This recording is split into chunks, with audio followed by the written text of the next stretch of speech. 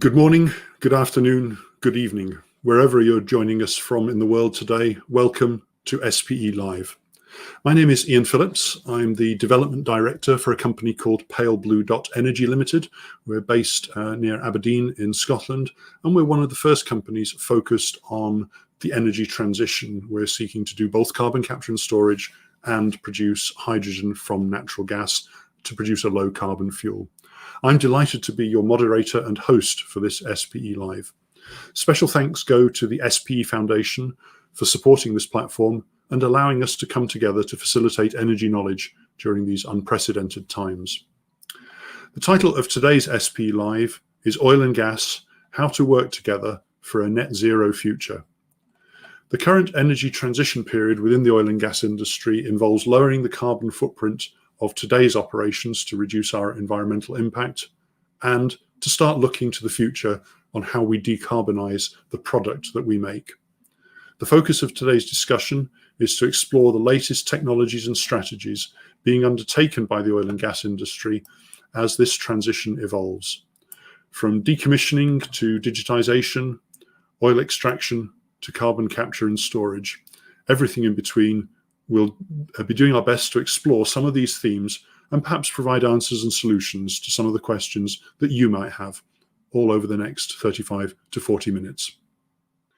To help me explore these themes, I'm joined by three individuals who I particularly appreciate their time and their contribution to the whole discussion today.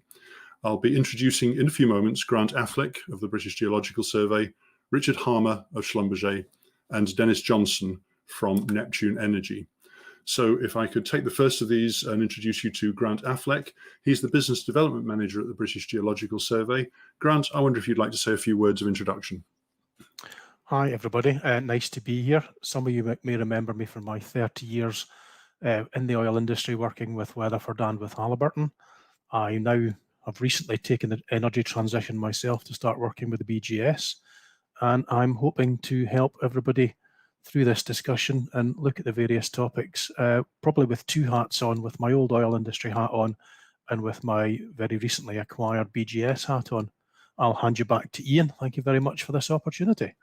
Thanks, Grant, and welcome. Looking forward to the conversation. I'm also joined today by Richard Harmer, Digital Development Manager with Schlumberger. Richard, I wonder if you could say a few words of introduction, please. Thank you, Ian. Good morning, good afternoon, everybody. Very pleased to join you in this event. So I have about 20 years in the oil and gas industry, initially with ExxonMobil in the UK, and then over the last 15, 16 years with Schlumberger, working a number of locations. My background has predominantly been within the drilling part of the industry, and over the last 5 to 10 years, I've become more and more involved in digital solutions, and currently I'm the digital development manager for well construction, looking at areas such as facilitating remote operations, utilization of data, artificial intelligence, machine learning to improve the efficiency of our operations. And I'm sure these are topics that will come up in the discussion today. Very, very pleased to be with you. I'd like to introduce Dennis Johnston, who's a production engineer with Neptune Energy in the UK. Dennis, I wonder if you'd care to introduce yourself. Yeah, certainly will. Thank you, Ian. Hello, good morning, everyone. Dennis Johnston. I'm with Neptune Energy. I work as a production engineer, and I've been doing so for the last 13 years. I started out my career in hydraulic fracturing and well stimulation, moved on to optimization of oil fields, and most currently we are also exploring many ways to digitalize our oil fields. So that's quite close to my area in this program, and I'm looking forward to some of the new technologies that we'll see next year regarding the new energy and the new energy mix. Okay. Thank you very much. Thanks very much for that, Dennis. So, ladies and gentlemen, as I'm sure you're all aware, there are numerous governments around the world have declared ambitious targets to decarbonize, variously claiming that they might reach net zero by perhaps 2040, 2050, and fairly recently China declared 2060. If you think about it, that's between 30 and 50 years from now. That's quite a rapid change that will be required to start to decarbonize civilization pretty much as we know it. Here in the UK, the oil and gas industry has taken a very proactive stance. The Oil and Gas Trade Association, called Oil and Gas UK, has worked with the industry to declare a Vision 2035. It's supported by the Oil and Gas Technology Centre, and I think the approach that they've taken is one that probably sets a blueprint for the industry around the world. Their approach essentially is in two parts. Initially, the focus is on decarbonising current production operations. And over the next perhaps 20 minutes or so, we're going to focus on that aspect of the impact that the energy transition might have on the oil and gas sector. The second part of their vision is to decarbonise the product. Now, that sounds a bit weird. We're all accustomed to producing oil and gas, sending it off to a refinery, and it's ending up in our cars for production, for consumption. So how do you decarbonise all of that? And we're going to explore some technologies which both are emerging and have already emerged, and which the skills from the oil and gas sector are hugely relevant to.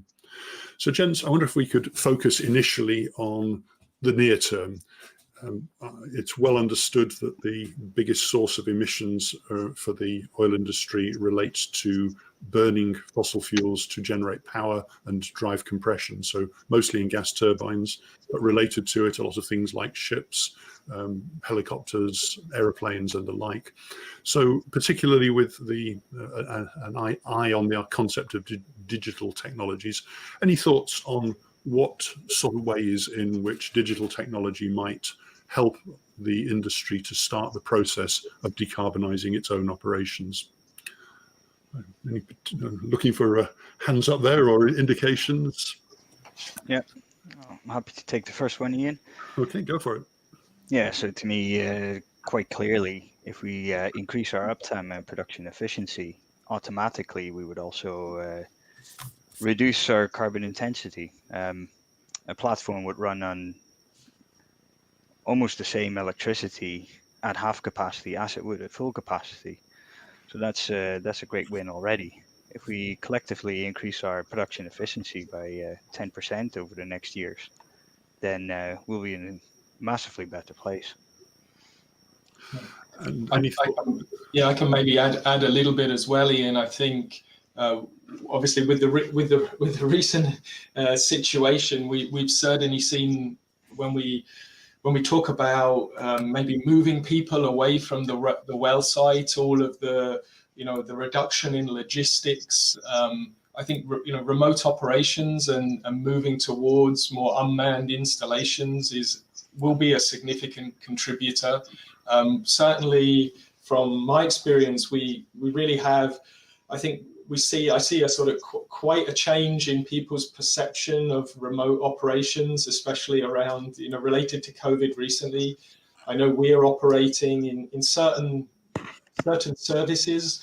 30 to 60% of our operations are remote operations now. Wow. So I think we really see this development of digital systems for delivering services and supporting really professionally remote operations as a very, I think, a paradigm shift. I don't think this is something we will switch back from as an industry. I think it's only something that will accelerate as we move forward.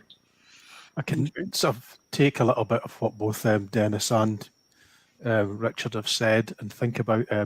It's not just improving the efficiency of production uptime. I think the COVID pandemic has focused a lot of people on, as Ian says, the ability to get fewer people to well site and deliver it. And there seems to be an acceptance in the industry now. It's no longer like asking Skynet to come out and take over your drilling your wells. And actually people are realising the benefits they get from having the intellectual capacity onshore as well as offshore, and actually managing both those things together. And if we can tie that into increased drilling efficiency, and I think that's not just about drilling, making hole faster, it's about the entire process.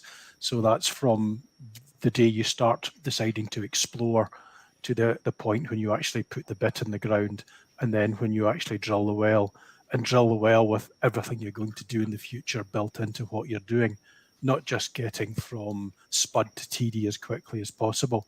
it may be better in the long run for the total carbonisation to take an extra 5 days to drill the well, but that might either add years on to the life of well or take months off the decommissioning of the well at the other end. And it's managing all those processes holistically, I think, where we can really drive some value and some carbon out of the system.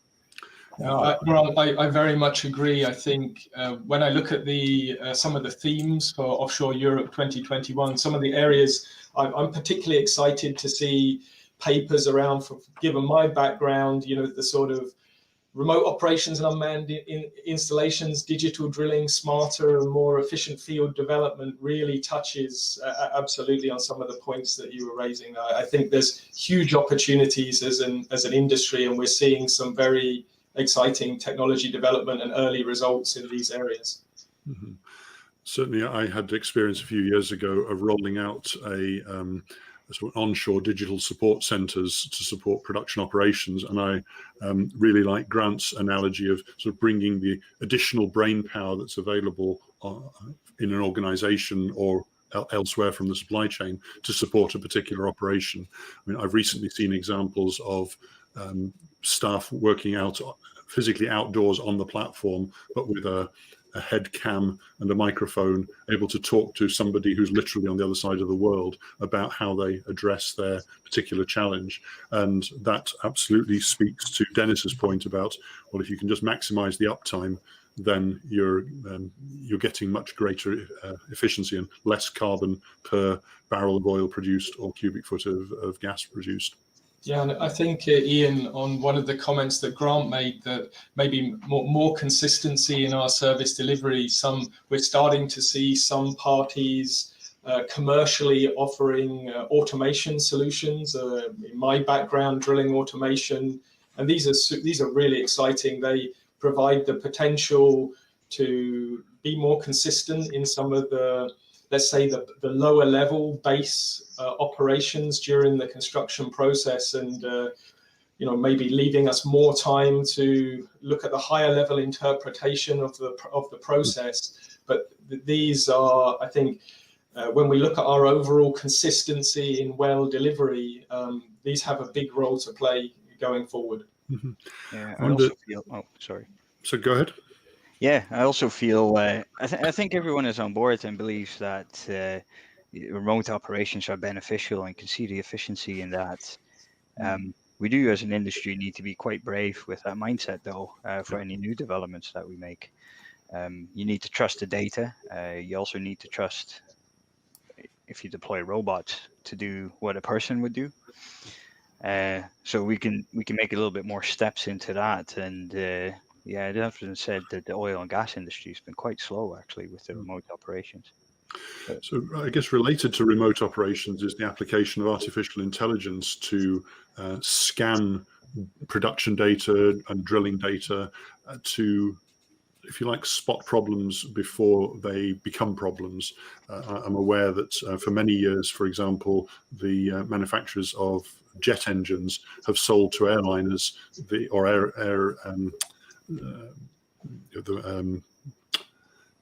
airplane users the service of running hours of engine, and they monitor the jet engines 24/7 wherever they are in the world, whether they're on the ground or in the air, and they can predict failures because they see very subtle changes in vibration patterns. And I know there are a number of companies now offering that capability in the oil and gas sector to look for problems in operations before they become expensive problems. I guess, Dennis, as you're sort of in the operational end of this, do you have any experience of using that sort of service? No, not directly. We've been exploring quite a few of these options, and you can actually see good case histories where machine learning is applied to detect these patterns and to give ahead warnings. It is very much, I think, with us in our infancy. You said the airline industry is well accustomed to this already. For some reason, we can't quite get there on a mass scale. So Yeah, it's odd. I had a personal experience of, I was on vacation in Australia, and I was flying back, and after about 6 hours flying, what I thought was on the way home, I was told we were about to land back in Sydney. And the reason was because the engine manufacturer had told the airline that one of their engines was going a bit off, and they decided the safest thing to do was to return it to their repair base. I mean, phenomenal technology, and all of that happened whilst we were in the air. So that degree of sophistication, I guess, in principle, is available to our industry. But as you say, I mean, some companies are adopting it. I'm clear on that. But I'm surprised that the take-up hasn't been as enthusiastic as it might have been. Yeah, no, I think from my side, I think we will see a trend to much more common by default connectivity of our well site equipment. I think this may be done, introduced through a retrofitting process, for example, and certainly I really see going forward. I know in other industries, when you purchase equipment nowadays, by default it comes with connectivity to the manufacturer to facilitate these, and I think we will move, but I suspect in our industry we will need to do this through a capability to refit. I think there's also my experience has been there is a journey here. I think there's an awful lot we can do by establishing the data flows with some of the, even as basic as cycle counting, as really tracking the load cycles on equipment, then moving up to predictive maintenance and things. We are deploying some of these systems, as are many people, and I think there is definitely a human element, as Grant alluded to sort of trusting these systems and really bringing them into the workflows. But I think we could also see this drive a change in some of the business models. As you said, in the aviation industry, it's power per hour, for example. I see, not at a large scale, but some attempts to look at turnkey business models for provision of equipment. And this, I think, will be the connectivity and the data flows will have to become a default part, I think, of enabling that kind of change. To sort of take that and run a little bit forward, I think it really becomes key on the decision-making process, and when we actually tick the box and actually make the decision to pull a BHA because we're seeing some vibration downhole or whatever the parameter is you're monitoring that says, this is no longer right, there is an issue coming up and coming forward. And often the feeling has been, we'll drill ahead till something fails and then we'll pull out of hole, rather than, let's come out of hole now and take preemptive action. So things like that, there needs to be a change in mindset or an understanding of why we're making the decisions we're making moving forward. Yeah, I like that both of you mentioned that, actually, and I hope to see that in a conference as well, case histories of companies that instead of focusing on a particular type of technology, just say we focused on the culture in our company. Because just looking at myself when I interpret data, there's a level of comfort of actually looking at it in Excel. It's because I'm used to, but changing the mindset and actually changing the complete skill set of a workforce, that's where we get a lot of value. So I would like to hear that next year. I think one other point I'd like to make is that a lot of this digital stuff relies on some fairly basic technology, which we take for granted at home, which is being connected. The North Sea and the Gulf of Mexico both have fiber optic networks, which connect many of the platforms. And those platforms that are not on the fiber have microwave links to platforms that are on fiber. So in those two particular areas, high-speed comms can now be taken as pretty routine. I think the challenge is that elsewhere in the world, you might be lucky to have a 2G or possibly a 3G mobile signal or a very, very expensive satellite. Now, I know there are some initiatives being taken to make available sort of low Earth orbit satellite networks that will bring down the cost of connectivity. But there is still an issue that in many places in the world, some of what we're talking to is kind of in the science fiction category for the simple reason that the connectivity is not there. Yeah, I might just add in on top of Dennis's comments, which I very much agree with. I think in the conference, a big challenge that we have is I think we really have demonstrated our capability to deliver some of these solutions, but as Dennis said, how we scale those and how we really ramp those up to impact at large scale our operations.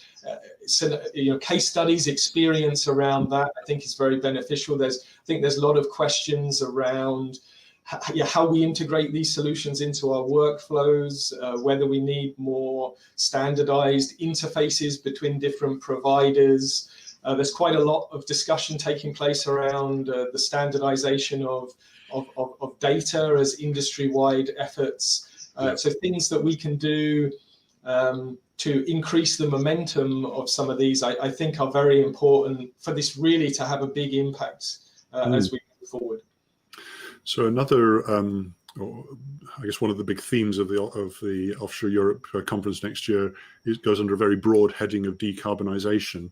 And as I mentioned at the beginning, the biggest source of emissions that the industry has, whether you're on land or offshore, is the burning of hydrocarbons for fuel. So whether it's the heavy oil used to power a supply boat, it's a diesel to take a truck out to a well site, or it's jet fuel to fly the helicopter, or it's just the gas that we kind of burn and you lose in the economics as a fuel gas. All of that's burning hydrocarbons to enable us to produce more hydrocarbons.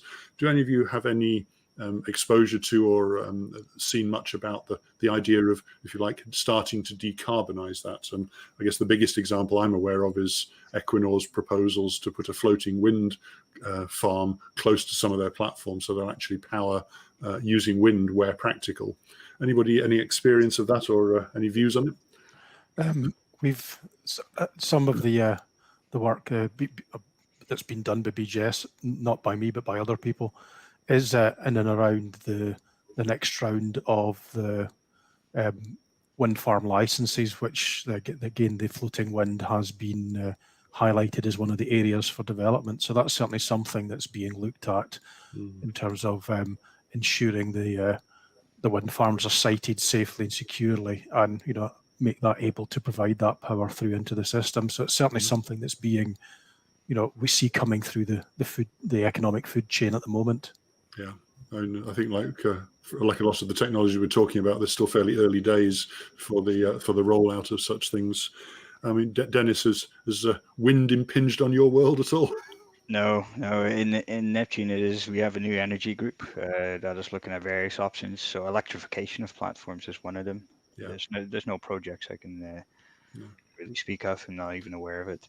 But it is interesting because I'm thinking of it again from a production optimization point of view. If we take away a big rotating piece of equipment from the platform and replace that with a steady stream of electricity, then you would expect the overall production efficiency to go up as well. So not only do we decarbonize by not burning fuels on the platform, we decarbonize by being a better operator, hopefully. The crucial word in there was steady stream. It's not a feature of wind. When the wind ain't blowing, you're not getting electricity. So I know some companies have connected their offshore facilities to the onshore power grid to enable them to get the stability that provides and the resilience that provides. But then you're dependent upon government policies to introduce more and more renewables onto a national grid, which is just a whole different challenge. Well, I think, I might add similarly to Dennis's comments from my company's perspective. We also have a new energy group looking. I think a lot of our focus historically we've always had a presence in geothermal, and that I think will absolutely continue and hopefully grow as a business going forward. We're starting to look at other aspects like lithium production or hydrogen as well that will I think potentially form a more significant part as we move forward. But some of these are quite early horizons at this moment in time. Yeah, I think one of the big challenges that I see for the oil and gas industry is, our day-to-day business is delivering the energy that civilization as we know it utterly depends on, and reliability and certainty are crucial factors. If you read the papers, you'd believe that the energy transition had already happened and that we were already powering pretty much our whole world on renewable energy. Of course, we all know that that's very much not the case. I think there's well over 80% of energy supply is still hydrocarbons. So it's still an absolutely crucial part of the energy mix, but we're unquestionably under pressure to decarbonize. And I'm going to talk a little bit in a few moments to talk more about the product. I think, Ian, that's a good point to look at taking the skills we have and have developed in the oil and gas industry and deploying them elsewhere in the energy mix. So again, looking at things like geothermal work and how we can deploy our drilling skills in terms of drilling geothermal wells and other areas where we can take these transferable skills and deploy them to add to that renewable power mix to allow us to be able to have that renewable power being piped back offshore to reduce the carbon footprint on the rig, for instance. Grant, I would completely agree with that. That's actually one of the approaches we have taken as well, is to really look at where our expertise lies, where maybe we, as an organisation, we have, it may be as things as simple as we have large scale, quite high tech manufacturing capabilities and things like this, and how these could be applied in the future to as we make this critical transition. I think absolutely. So thanks for that, Grant, and also Richard. I think it rather neatly takes us into the second part of this discussion, which is kind of lifting your eyes a bit to the horizon. Broadly, the Vision 2035, its second strand of activity is to consider how do we decarbonize the product. And I wonder if we could just move the conversation on to what needs to happen, either to decarbonize the product or perhaps to prepare our industry for being replaced by renewable sourced energy. I think, Grant, in particular, you referred to geothermal energy. It strikes me that one of the biggest areas of potential is carbon storage. So you process the hydrocarbon, producing perhaps hydrogen as a fuel, but then you've got a whole load of carbon dioxide left and you've got to try and dispose of that. Any views from all of you on, if you like, the transfer of the oil and gas skills to doing something slightly different, but with a view to decarbonisation? I can start maybe. And one of the things, obviously, is we have a huge infrastructure of holes in the ground already. So it would make sense to consume those as part of the carbon storage. And there's a variety of sort of UK government-led initiatives looking at that, one based in Teesside, one based in and around the Grangemouth area, where they can take the excess produced carbon dioxide. And certainly in the UK, I can't speak for the rest of the world, but the mandate in the UK is that currently the CO2 will be stored offshore. So it's looking at taking that produced CO2 and, how do we safely reintroduce it back into the hole in the ground it effectively came out of in a different form in the first place, and managing that part of the transition. So that's certainly something I know there are a whole host of companies and opportunities looking at, and I think that's one place where we can play our part in terms of delivering on this decarbonisation.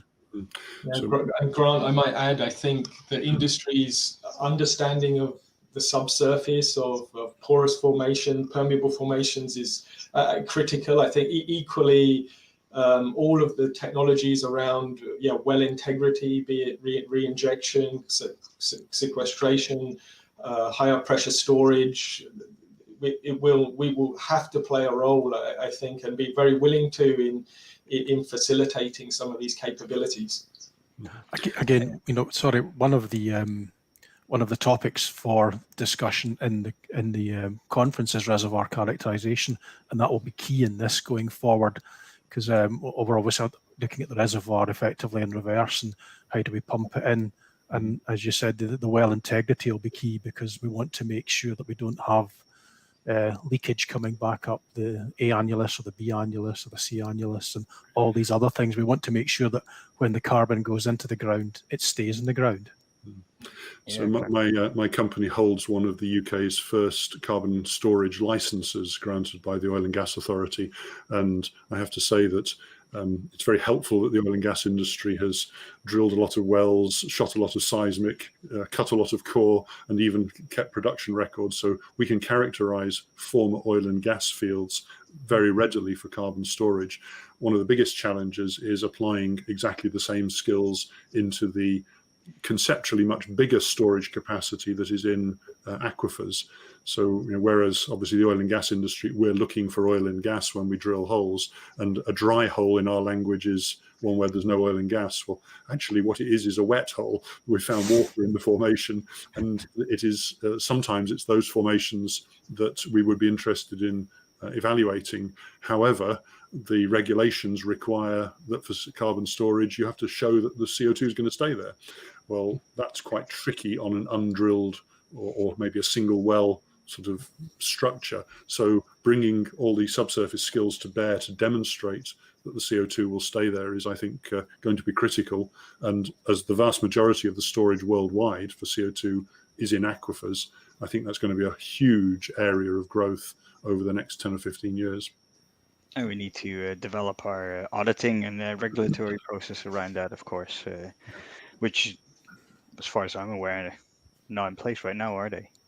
Well, bizarrely, they are, but they were written before anybody had ever done it. So you've got some quite brutal regulations which really don't connect terribly well with the reality of what we can do. So you have to demonstrate that the CO2 is going to stay there pretty much forever. So how do you do that? And going back to something that Richard mentioned, the wells that are drilled, obviously what a well does, it knocks a hole in the cap rock, which is the seal that would contain the CO2. Now, more recently, regulation has required the wells to be abandoned in a manner that facilitates CCS. But I can tell you from painful direct experience that there are some wells that were abandoned 50 years ago where the main mission was get this rig off location, it's a dry hole, and essentially they left the hole pretty much open with perhaps a 1,000-foot concrete plug near the surface, and then they blew the wellhead off, and suddenly what you've got is a hole going through the cap rock. So even doing stuff like remediation of such wells may well be a new area of activity for the industry. Yeah. And on Grant's point, actually, I think the technology step, skills, and the infrastructure that we have to transport CO2, that step is a lot smaller than actually overcoming this collaboration barrier. Because as all the fields will come offline and become available to store CO2, they will probably still be tied into producing fields right then. And what do you do then with the infrastructure? So that's where collaboration should come in and resolve that. Yeah, I think that's a whole ball of wax. That it's the challenge, as you say, of so you've got an existing pipeline system, and perhaps 10 of the fields are now decommissioned, and there's of course all the burden of the cost goes onto the existing production field and shortens its life. So yeah. And topic 6 is smarter and more efficient field development, Dennis, and that speaks exactly just to what you've said. Build the future in. Yeah. Mm-hmm. So, gents, so one of the things that Grant mentioned a little while ago was, if you like, branching the skills from the oil and gas sector out to other sectors. So geothermal in particular was mentioned, and there are a small number of places in the world where geothermal is well established, notably in Iceland, but that tends to come with an awful lot of volcanic activity. Any views on the sort of the applicability of geothermal and any other subsurface type applications as we look at the energy transition? Yeah, obviously the BGS yesterday opened its observatory in Glasgow, where they've drilled down into the water-filled mine shafts, and they're looking at the thermal exchange there to see if they can use that sort of lukewarm to hot water as a geothermal source for the UK. So anywhere in the world where there's deep mining, there might be a source of water there that can be drilled into and used. We've also started drilling down in Cheshire in terms of building a first stage observatory where we can start to look at this the heat and water flow. So BGS itself is doing that basic science so that can then feed into and help people plan what they do with the drilling going forward in terms of understanding when and where to put geothermal wells. It might be we don't have to find hot spots or warm spots. It might be there'll be other things we can exploit, and that's part of the scientific learning we need to go through as part of this driving it forward. I guess that if you were sat in a supply chain company in the oil industry right now, that would look like jam tomorrow, because if the science is still being developed, then the demand for lots of wells like that is probably not going to be that great. Yeah, and I think a lot of it may very much depend on the application, but certainly in the higher temperature geothermal, we're pushing the boundaries of the oil and gas technology, be it in the drill bit technology or the measurement while drilling technology, and accurate placement of the wells, understanding the fractures that are present if it's in the basement rock. These are we very much have our technologies, I think, very much have a key role to play to make this a larger scale and very, very economic. And I really see going forward for me that, you're right, in the areas where we have this resource and this capability. I think there are certain countries, be it Indonesia or Norway, where we have quite substantial power generation coming from geothermal, and I think the technologies we have play a key role to really be able to do this at a larger scale and efficiency, so this can come in at a price point that really makes it attractive for governments to promote this and drive the transition.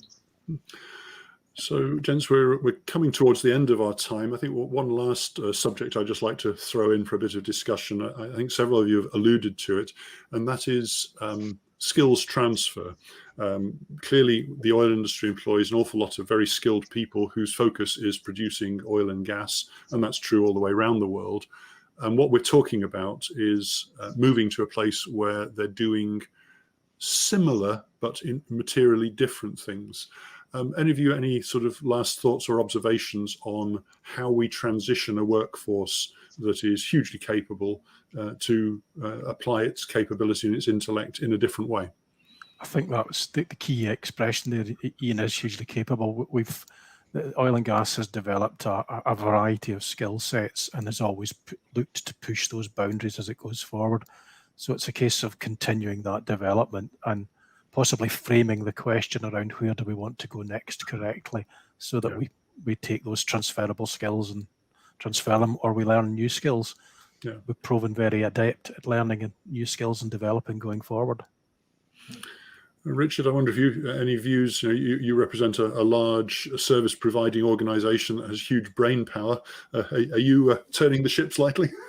So I think that, definitely there is a real focus now, a structure in our organisation that is absolutely looking out ahead at where the capabilities in our organisation would fit best as we go forward.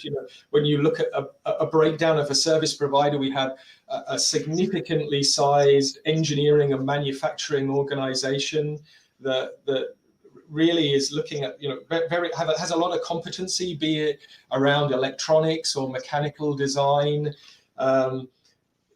instrumentation. This, I think, is very absolutely transferable as we move forward. And then we have a large sort of a lot of operations capability, logistics capability. And yes, I think there are definitely opportunities, be it with geothermal or further forward, be it in some sort of supporting or providing services to some of the maybe new energy generations, that this is absolutely being thought of as we move forward. But I think one of our principles has been to really look initially at where our core competencies exist and how we see those logically fitting in as we move forward as an organisation. Thanks for that. And Dennis, are you any exposure or experience? Is your career about to change direction? No, but I think we do need to change our mindset, like I mentioned earlier, and there's going to be a drive in our company to do that. Just one example, maybe to illustrate that, we had a presentation of one of our employees not too long ago about a new data or file management structure, and he highlighted the fact that the reduction in duplication of files and more efficient retention of that actually reduces the CO2 footprint as well. Mm-hmm. It might be small, but actually it is the right mindset. It's the same mindset that we already have, saying that holding the handrail, walking down the stairs, improves the safety of our offshore workers. So I think that's what we all need to focus on also. Yeah, and you could almost flip the question round. I think already we're seeing, I think, a slow change. Let's say upskilling our current population and bringing in expertise around data management, data science tools and techniques, and this is creating a significant change in our organizations, and these kind of capabilities are very much transferable as well in the longer term as we move forward. So, gents, I'm afraid we're pretty much out of time now, and we're going to have to draw the conversation to a close. So for each of you, Grant, Richard and Dennis, many thanks for the insights you've shared over the last 40 minutes or so. For those of you watching who've enjoyed this discussion and want to hear more, I'd encourage you to keep up with SPE Live. The series is broadcast on both LinkedIn and on YouTube. And finally, perhaps a reminder, we've referred several times to the Offshore Europe 2021 conference. There's a call for papers out now, so do make sure that you click on the links below and find out more, possibly even submit a paper on the conference. We look forward to remaining in touch and welcoming you soon again to another SPE Live. Stay safe, thank you, and goodbye.